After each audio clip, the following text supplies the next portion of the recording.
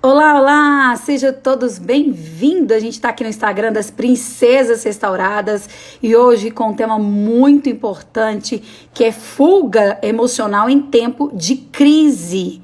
Você sabe o que é fuga emocional? Né? Será que você conhece alguém que já utilizou dessa ferramenta que é a fuga emocional, né? Em tempo de crise? Será? Bom, hoje a gente vai conversar com a nossa médica, né? A nossa querida doutora. Opa, vamos organizar aqui. Isso. Doutora Loraine, ela que é médica psiquiatra e vai estar falando pra gente. Nós que estamos aí vivendo aí dias de quarentena, né? Dias difíceis aí, como fica a nossa mente, como ela reage a essas situações. Tudo isso e muito mais a gente já conversa com a doutora Loraine. Você que está participando aqui conosco, aproveita, manda o link para os seus amigos, convida todos, manda suas perguntas, porque estamos aguardando aqui, entrando em contato com a doutora Loraine, ela que é médica psiquiatra, e vai estar falando sobre fugas emocionais em tempo de crise. Seja bem-vinda, doutora! Oi, Kézia, boa noite, pessoal. Tudo bem? Boa noite, tudo bem e você? Tudo bem, graças a Deus. Amém! Bom, nós temos vivido dias aí complicados, né, doutora, de quarentena. O ser humano não foi feito para ficar preso, isolado um dos outros, né? E tudo isso gera um estresse muito grande, uma fuga. E as pessoas tentam de todas as formas driblar essa tristeza, driblar esse sofrimento. Mas, inclusive, eu estive estudando antes da gente fazer essa live aqui, que o corpo fala do sofrimento emocional, né? Quando você começa a perceber aí cabelo caindo, psoríase na pele, problemas que antes você não tinha nenhum, de repente você começa a ter vários problemas, dores no estômago, entre outras coisas. A mente realmente controla o corpo controla o ser humano, né, doutora? Com certeza, Kézia, é o que a gente sempre tenta bater na tecla aqui nas nossas lives, né?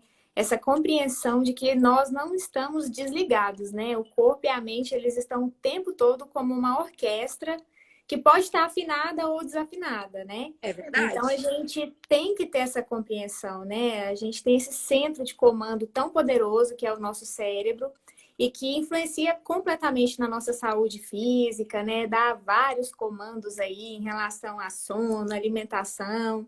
Então é muito importante a gente ter essa noção sempre muito viva, né? Nós somos um todo indivisível. Então, quando a gente tem essa clareza, a gente fica muito mais atento aos sinais de alerta, né? Doutora, quais são as fugas mais comuns que a gente encontra no ser humano quando ele lida com estresse, quando ele lida com sofrimento profundo? Cite algumas para que as pessoas que estejam nos assistindo compreendam melhor o que nós estamos falando. É assim, é importante, pessoal, a gente ter essa noção, né, de que o nosso cérebro, ele pode ser, em certos momentos, armar algumas armadilhas para nós, né? Então, por exemplo, é da nossa tendência natural buscar um caminho mais fácil para as coisas, buscar um conforto, buscar um alívio. Isso é até um mecanismo de sobrevivência nosso, né? A gente se defende da dor, a gente se defende do trauma, vamos dizer assim. Só que quando eu passo por um estímulo estressor, né? E eu reajo a esse estímulo de forma permanente, buscando aliviar ele através de algum subterfúgio, através de alguma válvula de escape, que não o enfrentamento, eu estou diante de um processo de fuga, né? Então, enfrentar a dor, enfrentar o desconforto, enfrentar a instabilidade da vida não é fácil. E em Verdade. períodos de crise, então, isso vem à tona de uma forma tão intensa, né? Que não é incomum nós, enquanto profissionais de saúde, encontrar estados pré-depressivos em pessoas que estão aí com comportamento de fuga, né? Então, é muito importante as pessoas ficarem atentas como elas estão reagindo ao desconforto da crise, ao desconforto da incerteza. Porque se eu busco negar a existência desse desconforto, não chorar as minhas dores, não viver o meu desconforto de forma saudável, eu vou migrar para a fuga. E é onde eu vou transferir responsabilidades, é onde eu vou querer não assumir o meu papel, e isso vai ser uma assim, uma autossabotagem, porque no longo prazo eu vou ter autoestima muito prejudicada, uma vez que eu estou me ausentando do meu papel proativo, né, nas situações. Então, falar de fuga, Kézia, é sempre falar de processo de adoecimento. Porque se eu fujo de um trauma, eu vou cair em comportamentos ruins. Se eu fujo de um luto bem vivido, né, de forma saudável, eu também vou incidir em comportamentos ruins, que são autossabotadores. Eles me dão alívio momentâneo, porém, no longo prazo, eu me torno cativa a esses alívios. Então, é uma faca de dois gumes, né? Inclusive, ontem eu estava assistindo um filme muito bacana que falava sobre isso, né? O rapaz tinha um grande problema com a opressão do pai e ele nunca soube lidar com esse pai agressivo, comportamento opressor, e ele começou a usar drogas para poder surpreender o pai e ser tudo que o pai queria. E Uhum. ele ficou prisioneiro durante muitos anos das drogas, né?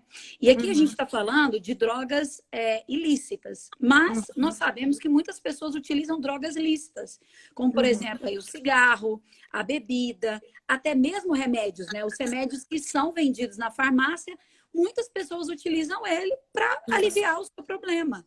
Né? E a Isso. gente sabe que, inclusive, nesse período é muito comum a gente comentar uma com as outras, gente, eu engordei tanto, né? Gente, Muito nossa, comum. eu tô comendo horrores, assim, o que eu tô É. gastando de supermercado, se você raciocinar, as pessoas antes não ia tanto no supermercado como vai agora.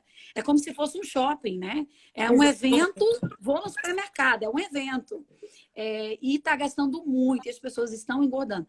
É também um tipo de fuga, doutora? Com certeza, a gente não pode negar que para nós a comida simboliza aconchego, né? A gente até falou disso em outras lives, que a nossa primeira experiência de aconchego na vida é o seio materno, o leite, né, materno. Então, muitas crianças crescem muito com esse viés da recompensa na comida, porque às vezes chorou o peito, chorou de novo, mamadeira, chorou mais um pouquinho, agora se já está na fase da alimentação, vai um pratinho de comida. Então, assim, é perfeitamente compreensível, né, que dependendo da trajetória que a gente teve até na nossa própria infância, na fase adulta a gente migre para a comida como uma fonte de recompensa e de alívio, né?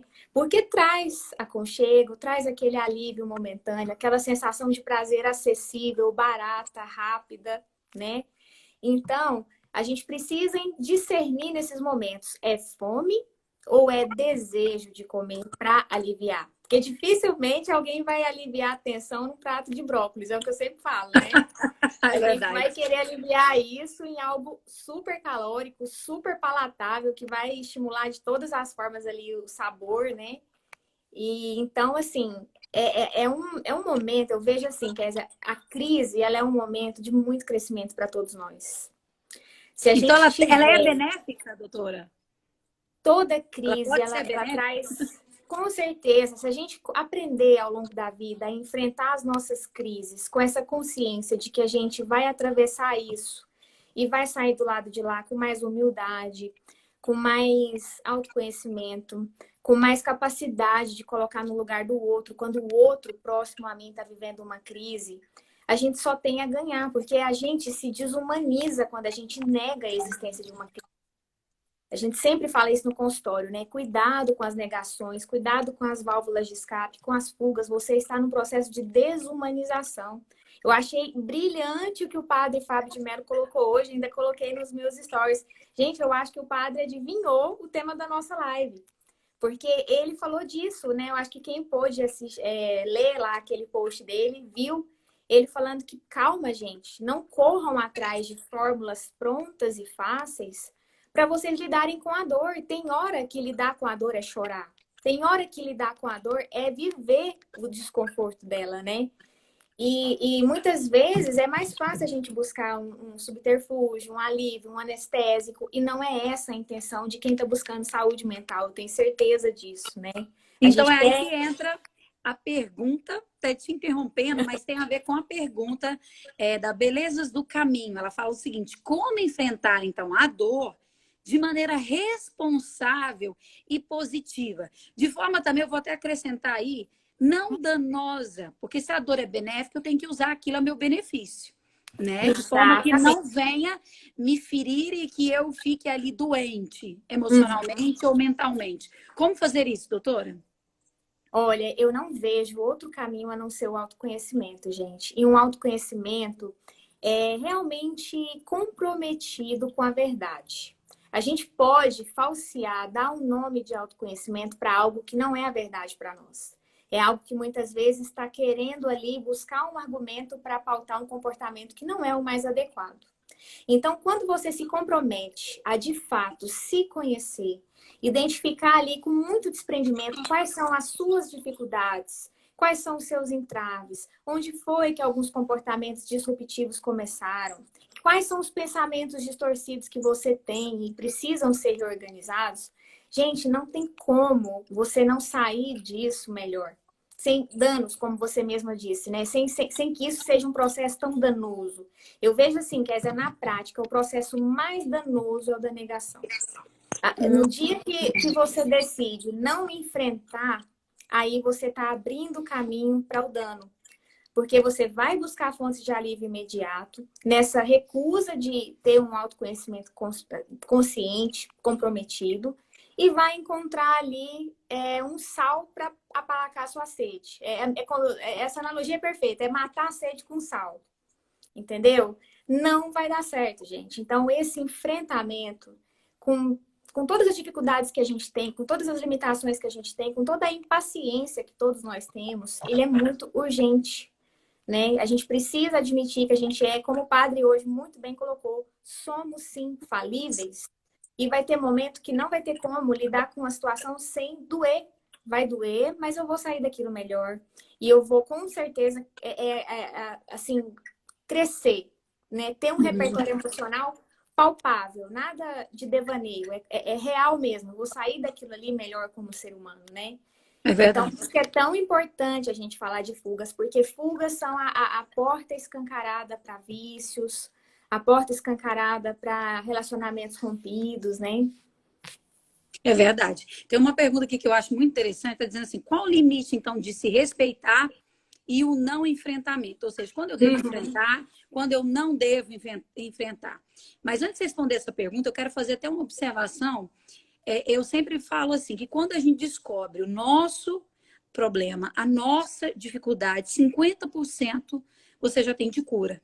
Isso. Quando você chega para um drogado e fala, olha, eu acho que você já está, passou do limite, você não tem domínio sobre a droga, vamos buscar ajuda. E se ele falar assim, não, não tenho nenhum problema, aí sim ele está lascado, ele vai só piorar.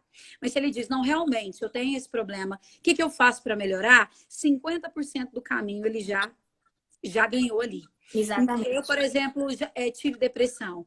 Eu acredito que quando eu reconheci, não, eu tô com depressão, né? Eu preciso de ajuda. E eu acredito que nesse momento, 50% ali eu percebi. E até hoje, porque a depressão é algo que você tem que estar cuidando, né? Sempre. Vem dias ruins, você tem que saber lidar Uhum. quanto tempo aquilo está durando e se policiar, né? Uhum. E engraçado, algo que eu fazia antes, doutora, isso foi Deus que me ensinou, eu nem sabia que isso era tão benéfico, mas eu mandava mensagem para mim mesma, eu falava assim, reage, levanta, você consegue, você vai dar conta. E olha que eu estava assim, morrendo, né? E eu Uhum. dizia para mim mesmo, você consegue. E quando a gente lê na Bíblia, a gente vê Deus falando isso o tempo todo para a gente, né? É. Ele dizendo, anima-te, não tenha medo. Então, quando Seja você não forte e seja corajoso, né? forte, seja corajoso. E não é à toa que quando a gente lê essa mensagem, a gente se sente melhor. Mas aí a gente volta para essa pergunta. Qual o limite? Né? Quando eu devo enfrentar? Como que eu devo enfrentar tudo isso, doutora? Olha, eu vejo assim, a gente tem vários tipos de enfrentamento, né? Para cada nível de dor, para cada nível de ferida, se a gente for olhar a definição da palavra trauma, né, a gente vai ver que vem do grego ferida. A gente precisa de um nível de suporte. Por exemplo, eu tenho um machucado no meu joelho que não afetou o meu osso. Eu consigo ainda deambular, andar sem grandes prejuízos. Você concorda comigo que em casa, sozinha, fazendo uma asepsia correta da região, eu consigo voltar ao meu normal e ter uma cicatrização ok? É a Sim. mesma coisa com o emocional, gente. Tem pessoas que vão passar por feridas muito profundas e vão conseguir sozinhas, sem grandes consequências, lidar com aquilo e tudo bem. Tem pessoas que, de repente, com um trauma menor, vão ficar mais incapacitadas e vão precisar de um suporte medicamentoso, às vezes na veia, às vezes um curativo diferente, que tem que ir no hospital 3 vezes na semana, por exemplo. E no nosso emocional é a mesma coisa. Não é todo mundo que vai ter a bênção e assim, a sorte de passar por um problema muito grave e sair bem sem nenhum suporte. Então, a resposta é: enfrente em todas as situações. É só com o enfrentamento, com a cara lavada, com a certeza de que você está ali transparente no processo, de fato, disposto a enfrentar, que vai dar certo. Se isso vai ser com acompanhamento profissional, se isso vai ser com o suporte do grupo da igreja, se isso vai ser com o suporte de um profissional psicólogo, as ferramentas que vão ser utilizadas, todas vão ser para quê? Para que você atravesse esse período o melhor possível, podendo estar do lado de lá depois com as suas funções restabelecidas, né? Seja na família, no trabalho.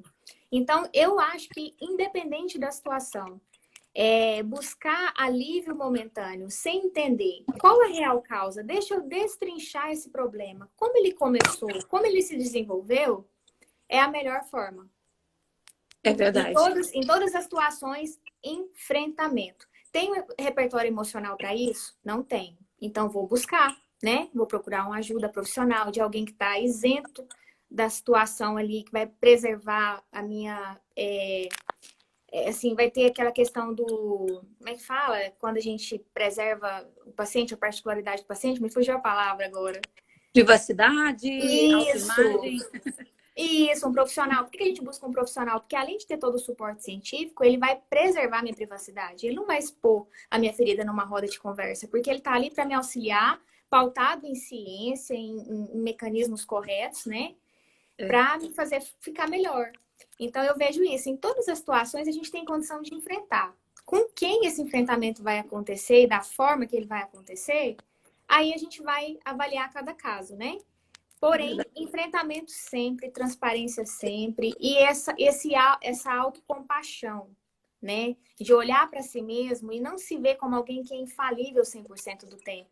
Porque senão você vai cair numa roda de negação, de ficar protelando resolver problema lá para frente, usando de subterfúgio no presente e no futuro, sabe lá Deus como vai ser, né? Então, eu vejo que a palavra enfrentamento e repertório emocional é o que a gente mais precisa, né? E os colegas psicólogos que estiverem assistindo sabem o quanto eles são o nosso braço direito nessa hora, né? Porque Gente, eles é têm fantástico. A forma como eles conseguem, né? Os psicólogos que estão aqui com a gente hoje aí, eu quero agradecer vocês, né? Porque nós temos vivido dias difíceis e até você que está nos acompanhando na live agora, às vezes fala assim, mas para quem? Aonde eu vou achar essa pessoa? Nós temos aqui, inclusive, vários profissionais capacitados para isso. E ele vai ser melhor, talvez, do que aquela sua amiga que você conta a sua vida inteira, ela vai sair contando para todo mundo. O profissional, além da privacidade, doutora, que eu acho assim, perfeita, né? Que ali você pode ser você mesmo, sem máscara, né? Como alguns citou aqui no comentário. Você pode se abrir sem ter medo de ser julgado. Hoje a gente vive numa sociedade no qual, se você demonstra fraqueza, você se torna um péssimo profissional. Né?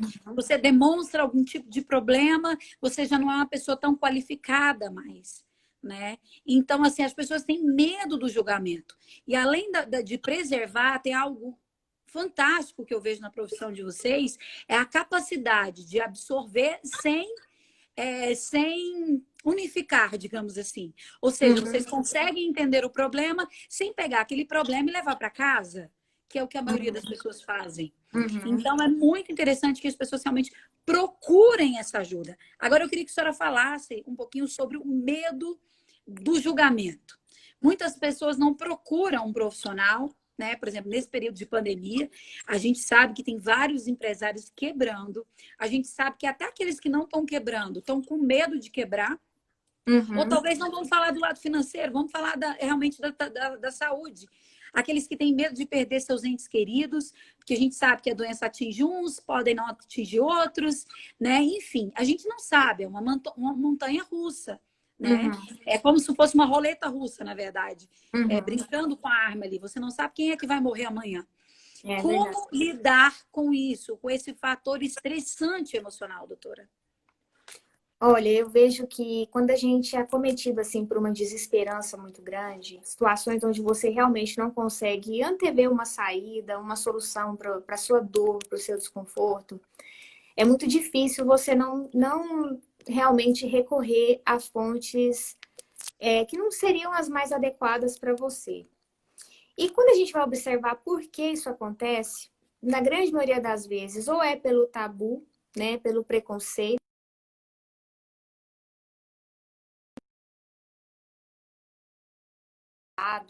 Eu não quero ter a minha personalidade modificada. Se eu procurar um profissional, ele vai querer me deixar diferente do que eu sou, vai querer me alienar, me anestesiar para a vida. A gente ouve muito esses verbos, né? Anestesiar, fugir, e na verdade é o caminho inverso, né? Quando você procura ali uma ajuda, um suporte multidisciplinar, você está buscando ir pelo caminho que tem mais luz, que tem mais alicerce, que tem mais certeza de sucesso lá na frente. Então, quando não se procura essa ajuda, eu creio que o mais importante para quem está próximo, em primeiro lugar, é desmistificar. E em segundo, vai que não é o caso da pessoa ter esse tabu, é acolher, né? O que a gente já falou em outras lives também. Se você está percebendo que alguém está próximo a você, migrando para algum vício, para algum comportamento que é disruptivo, você vê que a pessoa tá diferente do que ela era, ela tá de repente já privada do sono, né? Já tá ali com a impulsividade à flor da pele. Procure orientar essa pessoa a pelo menos se abrir, porque a fala é um movimento de cura. E com certeza, às vezes, num diálogo ali despretensioso, né? Você consegue convencer essa pessoa a procurar auxílio, né? A nossa mente, gente, ela tem algumas armadilhas para nós em alguns momentos que a gente não consegue sozinho manejar aquilo e ver com a clareza que a situação precisa, né?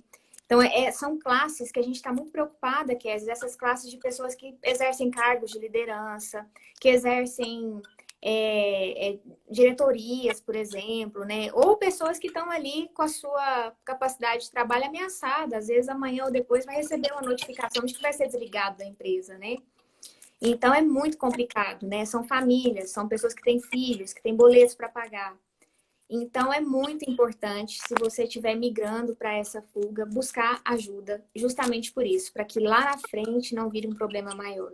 E eu não vejo outra forma de oferecer ajuda a não ser falando de forma transparente, desprovida de julgamento, que existe alternativa, né? Porque às vezes a pessoa não chegou na quarentena bem já. Veio esse elemento surpresa do ano, que foi, né, toda essa situação, e vai ser a brecha para ela, de repente, desenvolver um vício, desenvolver um comportamento de automutilação, seja lá o que for, né? Deu uma travadinha aqui, tá conseguindo me ouvir? Então, sim. Pois é, doutora. Inclusive, tem um comentário aqui bem pertinente. Muitas pessoas têm aproveitado esse período de quarentena aí para realmente se abrir, né? O baú vai abrindo ali, mas não como forma de libertar. É as rotas de fuga mesmo. Os Uhum. jogos, né? Os jogos têm entrado aí com tanta força. As ferramentas online têm sido utilizadas muito, mas muitas delas como forma viciante como Isso. jogos. Inclusive, se a gente reparar, inclusive no TikTok, o que mais você vê de brincadeira de mulher para o marido é tipo, você não olha para mim, tô pensando que hoje eu vou ter um dia com você, mas o jogo não deixa. Isso já é algo preocupante, né, doutora? Sim, Os até porque relacionamentos reais estão sendo distanciados em prol de relacionamentos virtuais, digamos assim. isso. E na psiquiatria, né, a gente tem um CID, um código, né? A gente tem muito bem já descrito uma doença chamada o jogo patológico, né? E a gente não pode jogar na caixinha da inocência, não, isso aqui é algo inocente, né? O jogo. Porque se ele passa a ser prejudicial se ele passa a...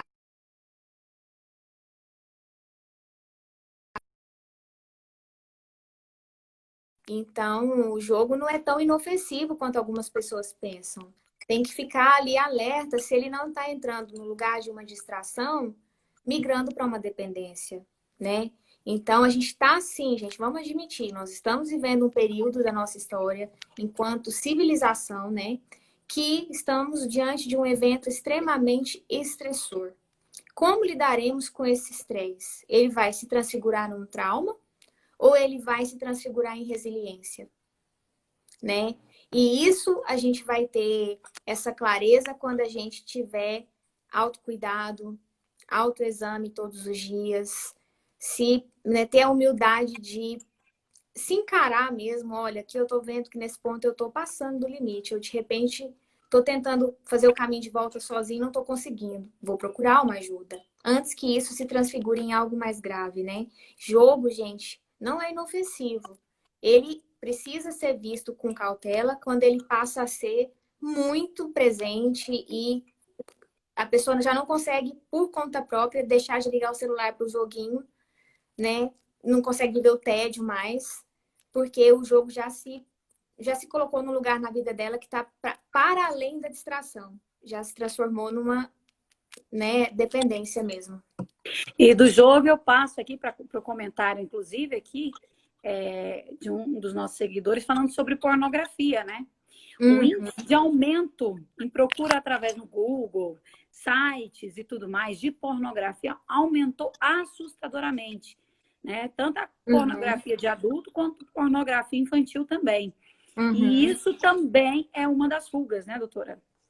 Com certeza, né? A gente sabe que essa energia sexual, quando não dissipada, quando não canalizada para o alvo correto, para o alvo fisiologicamente programado para que nós tivéssemos esse desfecho saudável, ela tende a migrar para essas outras fontes de recompensa.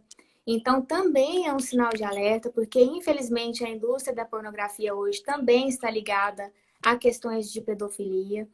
E estimular em você estados eufóricos para fugir do desconforto de alguma situação também é um risco. Assim como a droga induz a euforia, assim como o abuso de algumas substâncias induzem a euforia, assim como o sexo induz a alguns estados de euforia, todo excesso tem que ser visto com muita cautela, porque daquilo ali migrar para algo em que se perde o controle é muito mais fácil do que muita gente pensa. Doutora, uma pessoa viciada em pornografia, digamos assim, é possível ela ter cura? Porque, gente, eu já vi depoimentos de pessoas que é viciada desde os 14. Né? E são pessoas bem mais velhas. Já vi relatos assim terríveis. Esse tipo de gente, doutora, tem cura para isso? Olha, não é incomum a gente perceber que casos assim se arrastam para a idade adulta, ligados a algum componente de abuso na infância ou de um trauma em que, antecedendo ali a adolescência, a fonte de alívio passou a ser esse recurso. Então, é sempre um trabalho de retornar ao ponto onde isso começou e com muita responsabilidade, com um trabalho muito multidisciplinar e comprometido, a pessoa entender como ela chegou a esse estágio. Porque assim como ela descarrega isso na pornografia, pode ser com outras modalidades de ativação do sistema de recompensa, né? Então, é muito importante fazer um trabalho multidisciplinar. Eu não consigo ver sucesso num tratamento de dependência de pornografia sem ter aliado ali uma equipe multiprofissional e sem ter essa disponibilidade muito franca do paciente de querer se livrar daquilo. Porque, Kézia, o pior desse tipo de vício é que ele rouba uma energia psíquica da pessoa muito grande. A pessoa tem queda no rendimento no trabalho, tem queda nos exames de pré-vestibular. Ela não consegue entregar o máximo dela em situações que vão gerar para ela crescimento pessoal. Então, não é também tão inofensivo quanto algumas mães pensam. Se você percebe que o filho, Inclusive, né, isso tá é por tão esse sério. caminho, Até te interrompendo, me desculpa, doutora. Inclusive, recentemente, um youtuber, ele falou no canal dele que ele tinha problemas no casamento por Uhum. conta do vício à pornografia. Quando ele entendeu que aquilo realmente era um vício, porque ele costumava linkar aquilo ali com o relacionamento. Então, para ele, o relacionamento virtual, digamos assim, estava muito mais prazeroso do que fisicamente a esposa. Uhum. Quando ele estava perdendo ela, que ele entendeu, poxa, peraí, isso aqui é que é real. E não Uhum. o que eu estava vivendo lá. Isso é comum, eles desassociar o real do virtual, doutora? Demais, até porque vai ser muito difícil para uma pessoa real, de carne e osso, competir com aquele nível de estímulo visual e tátil e de perfeição que aquela indústria produz, né? Aquilo é feito para agradar os olhos, para incitar a euforia num nível que é completamente, assim, é impossível competir com aquilo na vida real, né? Então, é muito problemático. É realmente um trabalho, porque a pessoa não vai recorrer à pornografia só na hora vaga, ela vai recorrer na hora que ela está diante de um estresse, na hora que ela está diante de uma briga, na hora que ela está precisando de qualquer fonte de alívio, né? Então, penso que essa pessoa perde de autoestima, de capacidade de enfrentamento, né? De capacidade de resiliência, acomete muitas áreas da vida dessa pessoa, né? Então, por isso que é tão importante não diminuir a importância de qualquer tipo de dependência. E as pessoas às vezes têm medo de reconhecer os seus erros pelo julgamento, né? Inclusive aqui no Instagram está falando assim, infelizmente viciados em pornografia é cheio de estigmas, né, diante das pessoas. E é muito complicado buscar ajuda porque acontece muita zoação, preconceito das pessoas. Mas para o profissional capacitado não tem isso, né, doutora? Não, porque a gente é treinado para ver aquilo não sob o viés da imoralidade. A sociedade ela vai pegar um comportamento desse e já vai categorizar na caixa do imoral. Isso é imoral, isso é pouca vergonha. E quando você para estudar e vê a complexidade do cérebro humano e analisa o que é um sistema de recompensa, o que é um estado de euforia, o que é um estado de anestesia, o que é um estado de fuga, você vai vendo que somos sim falíveis. Alguém pode ter, na adolescência, ter iniciado uma pornografia e não ficou dependente disso. Por N outros motivos, alguém viu naquilo um caminho, uma válvula de escape e depois ficou cativo naquilo ali. Então não tem como você julgar uma pessoa sob esse viés mais se você decide olhar para ela de dentro para fora. O que está motivando esse comportamento? Por que isso começou? Por que isso se aprofundou tanto, né? Então, por isso é importante, até para que diminuam o tabu. Porque se a pessoa começar, por exemplo, a lidar com isso no trabalho e alguém flagrar isso, olha o nível de quebra de reputação, tem algo desse É tipo. verdade. E na psiquiatria, Kézia, infelizmente, às vezes as pessoas só procuram ajuda depois que já estão em processos judiciais, depois que já perderam empregos, depois que já romperam relacionamentos. Porque enquanto o efeito não é devastador o suficiente para ela reconhecer que ela precisa assumir aquela falha, ela não consegue se desnudar para um profissional e tentar mexer nisso de uma forma que ela saia disso de uma forma saudável, sem ser assumindo um outro vício. Porque também pode acontecer isso. Ela tira um vício e migra para outro. Troca, né? Só troca, né? Uhum. Costumo até falar que quem fez a cirurgia bariátrica, se Eu não fizer um lembrei disso agora. acompanhamento, se não fizer um acompanhamento, costuma migrar também, né, doutora?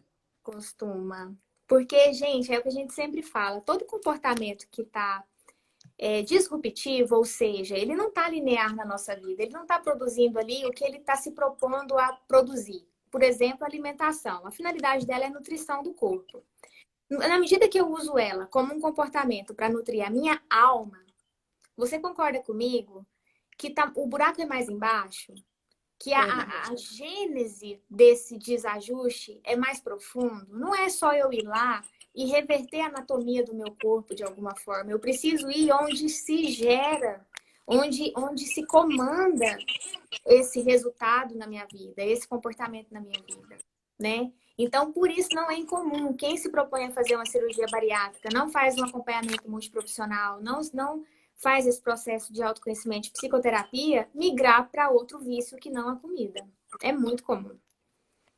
E às vezes quem está nos acompanhando aqui, doutora, fica pensando, então como que eu vou fazer nesse processo? Tem sido dias difíceis, além dos problemas com o trabalho, você tem ali a casa cheia de filhos, marido, né? E os filhos agora estão de férias.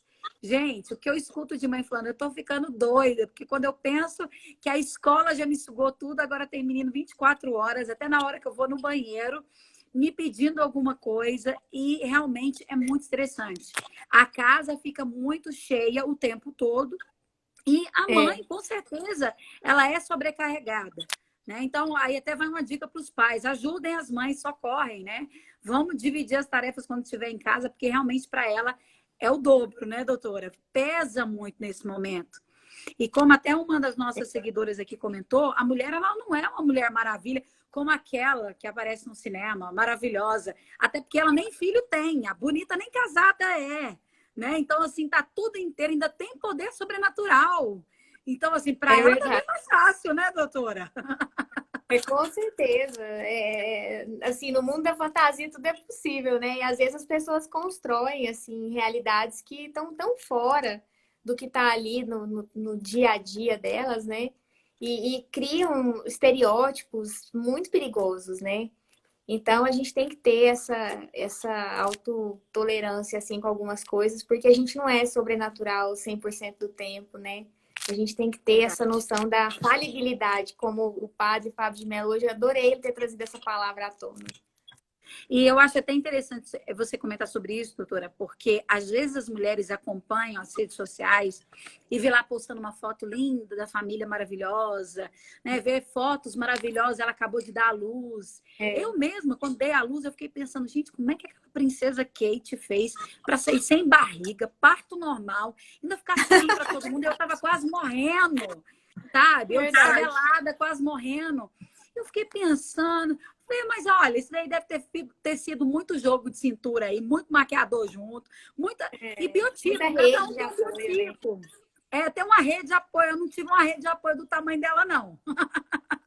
Então, assim, eu É, acho que não se comparar, em primeiro lugar, não se comparar, né, doutora? É um passo importante.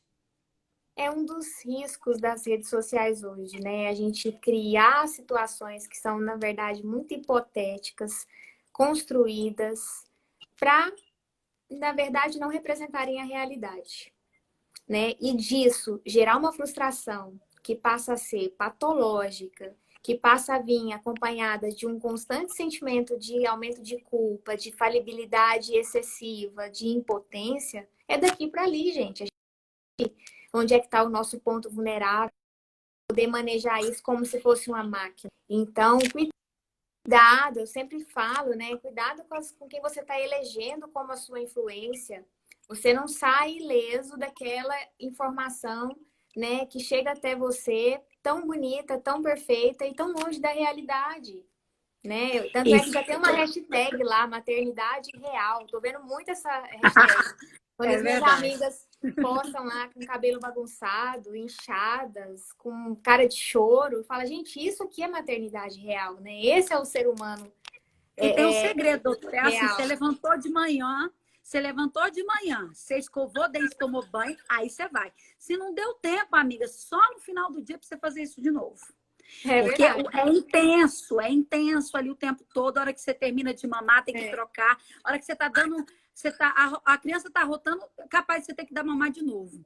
Então, assim, é muito desgastante, porém é gratificante. E nós uhum. estamos falando deu aqui, viu? Tem vários comentários, inclusive, oi Flávio, tudo bem? Flávio Guimarães Azevedo, ele diz o seguinte: assistir pornografia em nenhum momento é normal. E a Betina fala uma pergunta assim bem interessante, que realmente está acontecendo muito, as muitas separações que estão acontecendo nessa pandemia, doutora, na sua visão.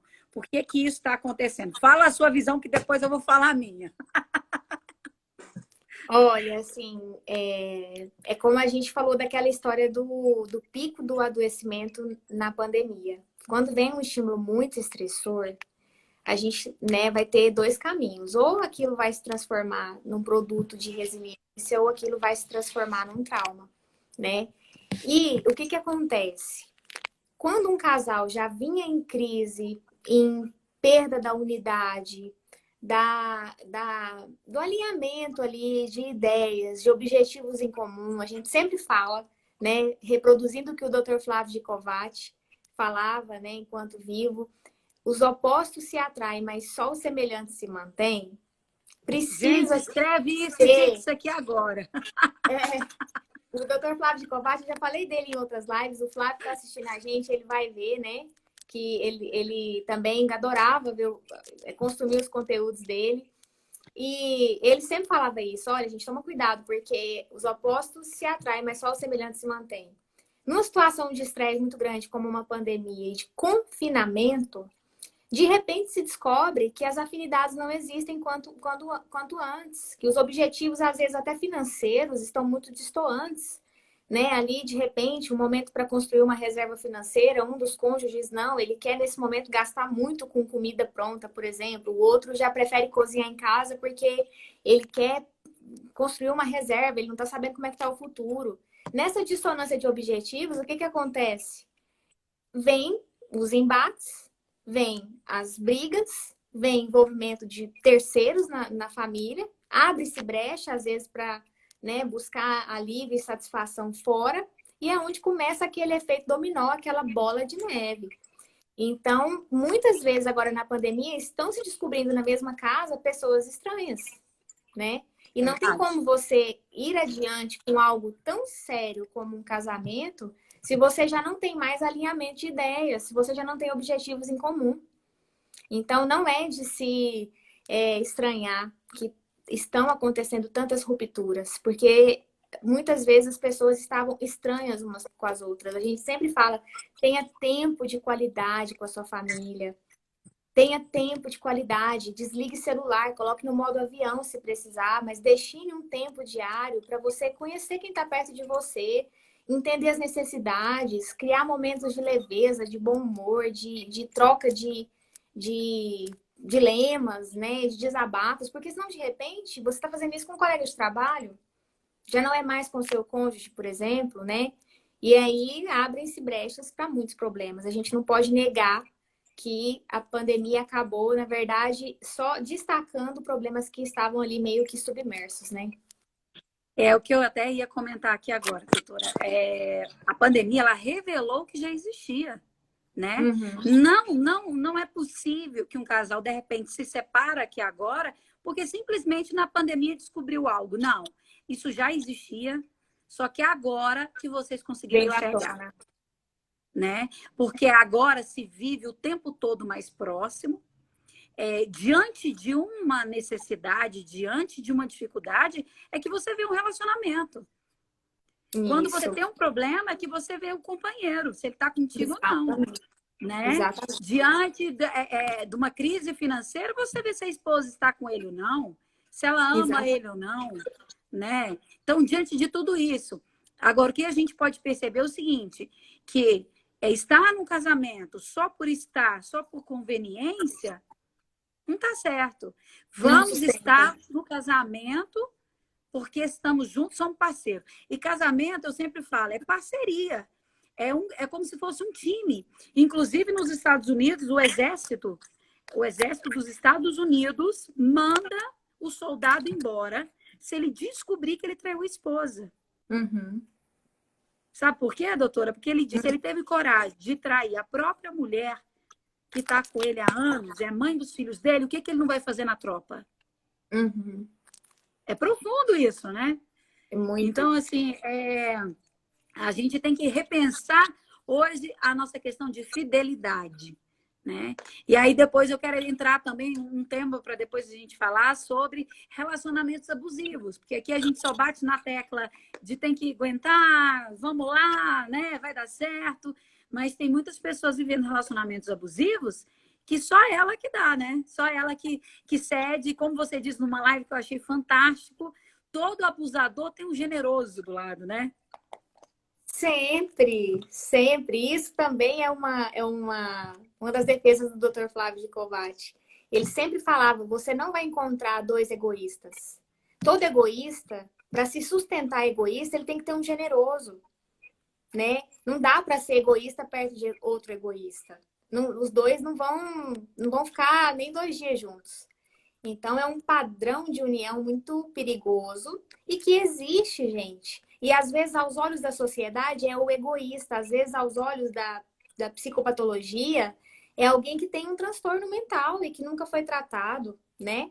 Então, por isso que é sempre muito importante enxergar os dois lados das situações. Não é raro, numa crise no casamento, a pessoa migrar para um vício, migrar para um abuso de substâncias, migrar para um abuso de medicamentos que às vezes já até está em uso e acabam muito antes do que estava previsto na receita, porque a pessoa começou a incidir em abuso ali, porque ela não quer enfrentar. Vai ser tão trabalhoso para ela ter que fazer esse caminho a dois, descobrir onde estão as falhas pessoais, não transferir responsabilidades, reconstruir a autoestima, que ela prefere o efeito mais rápido possível. Deixa eu tirar uma soneca aqui de 2 horas a mais para eu não enfrentar isso, ou então deixa eu ir para o meu jogo lá e ficar lá 2 horas lá né, para não enfrentar. Então é sempre essa capacidade de discernir, né? Não é tão simples quanto parece. Às vezes a pessoa só discerne o grau de estrago de um comportamento assim quando realmente ele já está instalado e já com muita dificuldade de fazer o caminho de volta. E é importante também, doutora, nesse momento que a gente está vivendo, preservar, como a senhora sempre fala aqui nas nossas lives, a nossa mente. Mas de que forma que as pessoas podem preservar a mente e mantê-la saudável?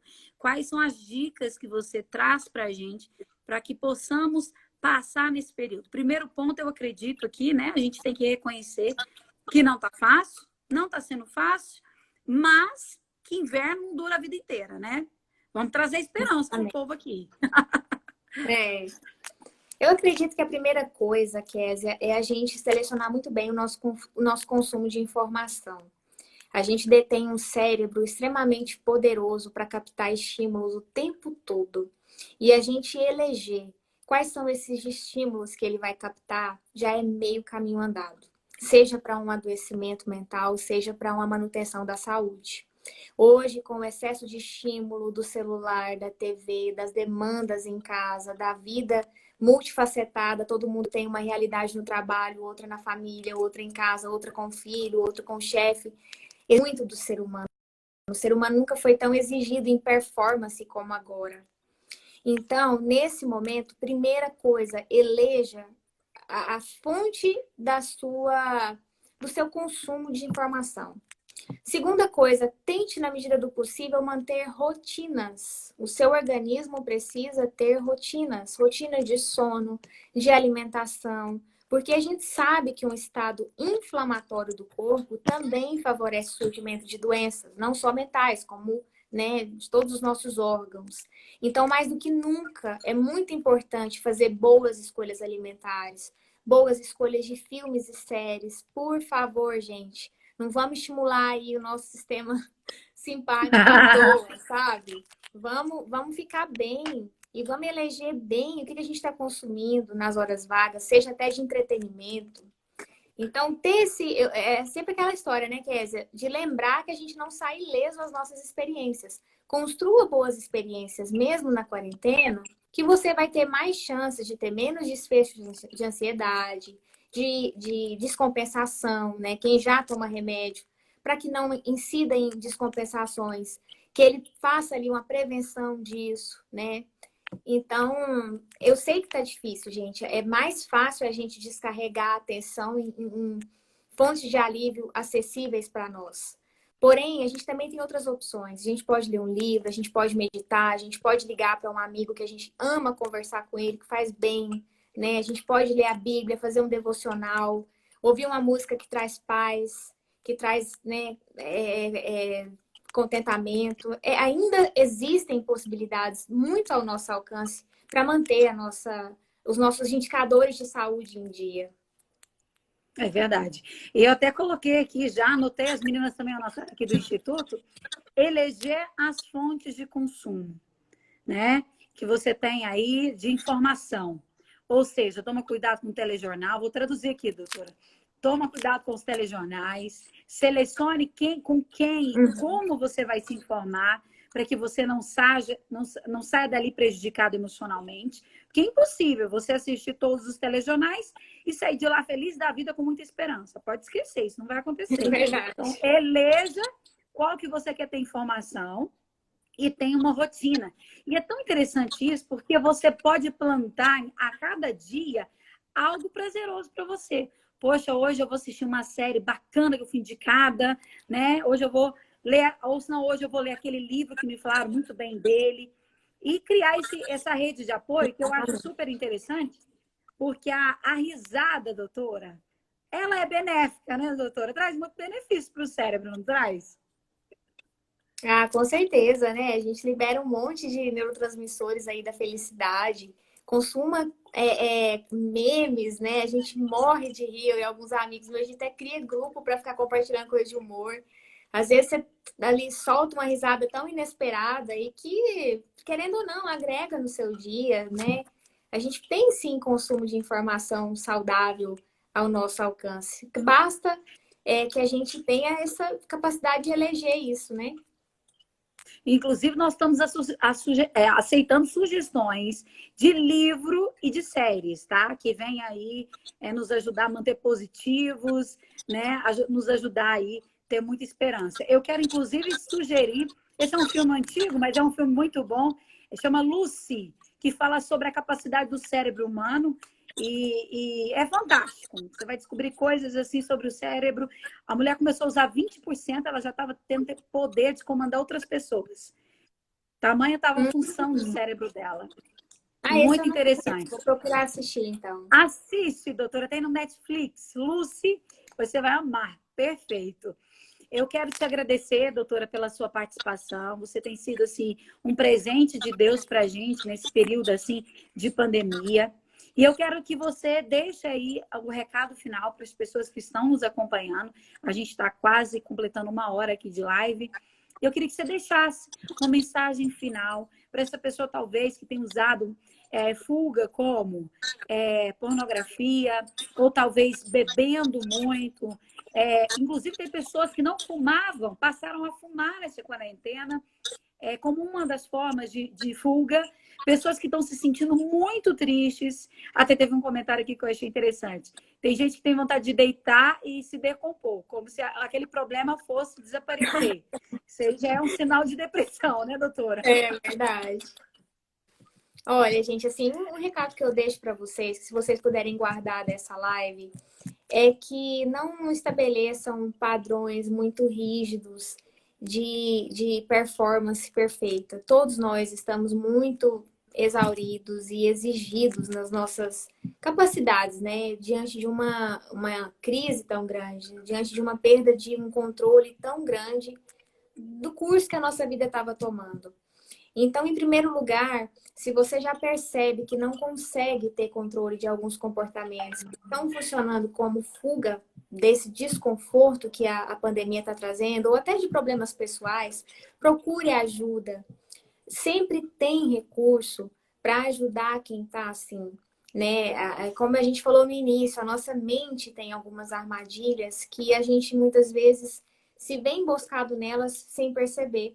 E às vezes um simples manejo ali de medicação, de psicoterapia, de uma rede de apoio forte, te ajuda a traçar um caminho diferente. Então não se veja sozinho nessa situação, você não está sozinho. Busque uma rede de apoio profissional, busque uma rede de apoio familiar, pessoal, porque existe sim recurso. Conheça-se, invista em autoconhecimento, em boas leituras, porque é um universo que sempre é muito grato. À medida que você dá passos nesse universo do autoconhecimento, você se vê crescendo em áreas que de repente você nem pensou que no alto dos seus 40, 50, 60 anos você ainda poderia crescer.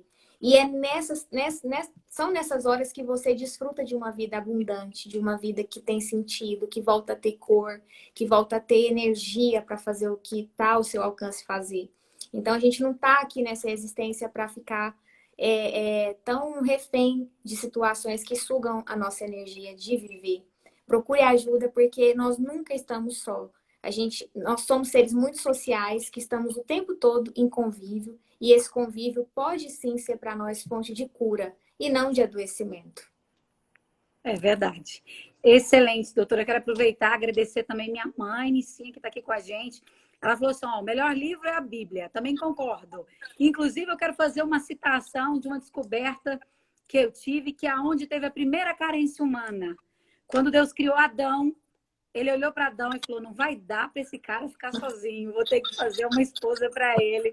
Naquele momento, ele percebeu que o homem era muito carente, que não dava para ele ficar sozinho, porque até então era só casais de animais. Ele não tinha pensado na Eva. Daí ele olhou para Adão, estou aqui parafraseando, né, nisso tudo. Pensou assim, não vai dar, não. Ele não vai aguentar. Vamos embora botar uma esposa aí com ele. E daí ele fez tudo que faltava na mulher. Por isso que a mulher é tão doce, tem tanta capacidade, consegue fazer muitas coisas, que ainda faltava muita coisa no Adão. Então Deus deu uma completada aí com a mulher. E eu amei a live, muitas dicas aqui, viu, gente? O pessoal que vai assistir a live depois, você que está nos assistindo, dá seu generoso like aí, dá sua generosa compartilhamento aí para todos que estão nos assistindo, para quem não assistiu. E, doutora, muito obrigada, viu? Obrigada. Que a gente possa estar trilhando aí esse caminho diferente, mas esse caminho que nós vamos vencer, né? Em Cristo Jesus nós vamos vencer. Não é fácil, eu amei a senhora falar sobre essa questão de reconhecer. Não é fácil? Não, não é fácil. Não vai acabar de um dia para a noite? Não, não vai acabar. Porém, vai acabar. Né? Vai acabar, vai acabar. Passar. Quando a gente não sabe. Mas Deus nos fez pessoas muito inteligentes, né? Adaptáveis, resilientes. Exatamente. Né, Exatamente. Doutora? E são recursos que estão dentro de nós, gente. Falta a gente perscrutar e descobrir. Eles estão lá, eles existem. E eu quero, assim, finalizar, doutora, trazendo a dica para quem está nos acompanhando. Se você está sofrendo muito, se você percebeu que você já está em rota de fuga, que você já não tem controle sobre as suas ações, busca ajuda. Não tenha vergonha, tem profissionais qualificados. A psiquiatria está aqui, há atendimentos pessoais e também virtuais, né? Telemedicina, também virtuais. Né? Devido à pandemia, estamos autorizados. Que maravilha, porque de repente você fica com medo até de sair de casa. Então, Exatamente. Os médicos já estão autorizados a falar com você e vai ser muito melhor se você tiver uma ajuda de um profissional. Porque a gente pode andar por muleta por um tempo, mas não vai ser a vida toda. Isso. Obrigada, doutora. Um beijo para você. Um beijo para todo mundo. Gente, obrigada. Instituto Curados para Curar. Olha, e muita gente elogiando, viu, doutora? Maria. Muitos pacientes aqui te acompanhando. Gente, um beijo para todo mundo. Beijo para os meus pacientes queridos, gente. Muito obrigada por estarem aqui, viu? Fiquem com Deus. Inclusive, teve uma que falou assim, gente, eu amo o equilíbrio da doutora Lorraine. Eu falei assim, eu também, bem. Pensei na minha cabeça. Eu também. Obrigada, gente. Obrigada. Nossa, quem me dera, né? A gente tenta. Que Deus te abençoe, abençoe a sua casa. Amém. Viu grandemente, doutora. Você também, Kézia. Muito obrigada. Amém. E abençoe a cada um que está nos assistindo. E eu quero dizer para vocês uma mensagem que Deus sempre fala no meu coração. No mundo tereis aflições, mas tem de bom ânimo. Eu venci o mundo. Assim diz Jesus. Exatamente. Beijo para todo mundo, gente. Até o próximo. Deus abençoe. Beijo, gente. Obrigada, viu? Tchau.